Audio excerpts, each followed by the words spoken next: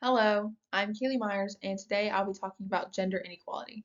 I'm going to be going over what it means, how it connects to major historical events, and what we can do about it today. I decided to talk about gender inequality for my final project because I feel like it is easily overlooked in history. I think it's very easy for people to think about how far women have come today and how many equal opportunities we have, and kind of forget about all the effort, the blood, sweat, and tears that such powerful and strong driven women um, went through to get us to where we are today. And so I really kind of wanted to bring light to that and show all the steps that it's taken from history to now and what women still go through today to try to get the equality that we still deserve. Gender inequality is a long-standing issue.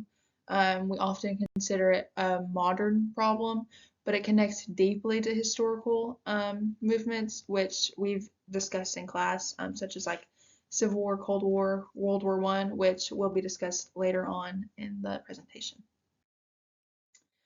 During the Civil War, women really stepped up and took on roles that were typically seen as males' roles, and it really showed their capabilities and sparked calls for equal rights.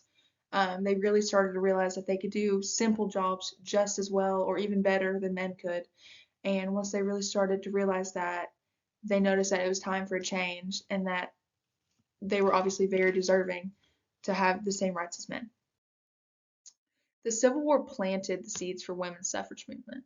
Since women had proved their worth during the war, they wanted it recognized in law.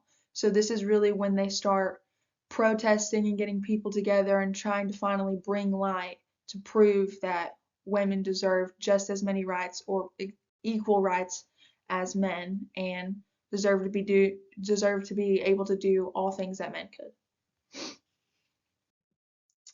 I really want to talk more about women's suffrage, really just this movement in general, because I think it is such a powerful statement that so many women could get together and just protest. And obviously, at that time, it was very difficult to do anything as a woman. And so to be able to go out of your way knowing that you could get in so much trouble. I know a lot of women were jailed and beaten for doing stuff like this. And it's just such a powerful thing to me, because obviously this ends up helping women vote. It allows them to get a voice in government, and started the real fight for equal rights. And I just think that's very powerful to me.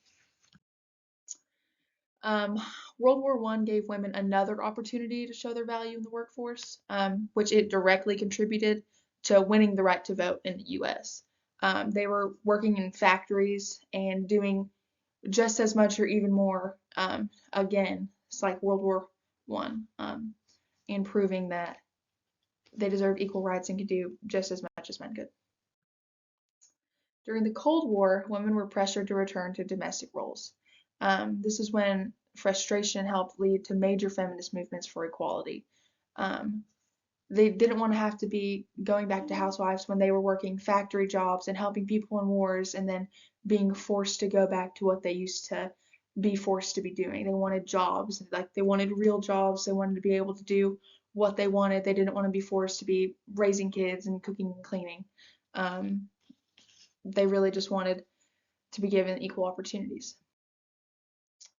Even now, gender inequality continues. Around the world, many women and girls still lack access to basic rights and opportunities. And it's very easily seen that women are silenced for a lot like of major issues. They're silenced and their opinions are just easily muted and blocked out, especially still in like politics and such. Women aren't even looked at as powerfully or taken as seriously. Um, we can all help, whether it's by speaking up, supporting programs in our communities, or even pushing for fair laws and international support.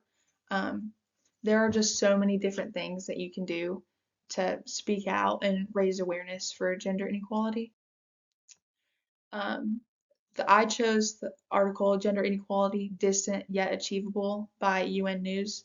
Um, and the article I chose just really connected everything together to me. And it kind of reminded me that even though equality isn't easy, it's definitely possible. Um, I show these pictures because they were taken from the article itself, and it just shows so many statistics and so much data of how even to this day women still are very much unequal compared to men. So I really like this article, especially for the statistics point of view and how it was just correct. But in conclusion, gender inequality has always been a part of our history, but if we stay aware and keep working, it can easily become a thing of the past. They always say um, history repeats itself, especially when you don't talk about it enough. And I think gender inequality, and I think it's not discussed enough anymore, especially when it still happens in so many different countries. And even in America, although women are able to work and vote and go to school, there's still so many things, especially with sports and stuff, how there's still unequal pay, and there's just such a disadvantage for women. Um, so I think speaking up and really looking into more ways on how to help can really help the fight for gender inequality. Thank you.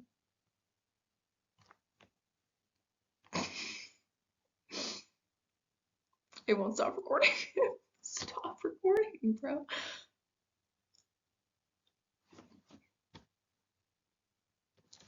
Oh